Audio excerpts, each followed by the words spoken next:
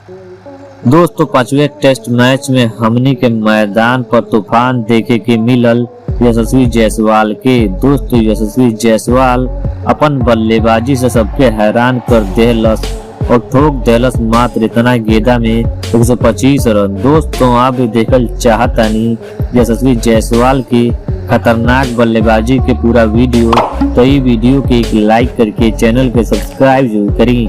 दोस्तों, जैसन कि आप सभी लोगन के पता बा, भारत और इंग्लैंड के बीच में 5 टेस्ट मैचन के शुरुआत हो चुकल बा, जेकर 4 मुकाबला खेलल जा चुकल बाना सो, जिनमें से एक मुकाबला इंग्लैंड की टीम जीतल बा और बाकी 3 गो मुकाबला भारतीय टीम जीतल बा।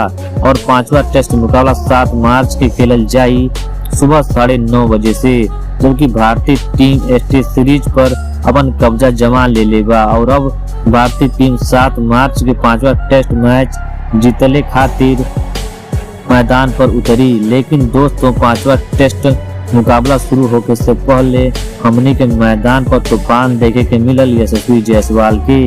दोस्तों, यशस्वी जायसवाल इंग्लैंड के मार के भूत बना देहलस और मात्र 37 गेंदा में ठोक देहलस 125 रन।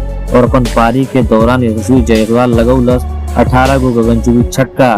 दोस्तों, यशस्वी जायसवाल के बल्लेबाजी आप लोगों के कैसन लगल, आप लोग अपन राय नीचे कमेंट सेक्शन में कमेंट करके जरूर देख जा।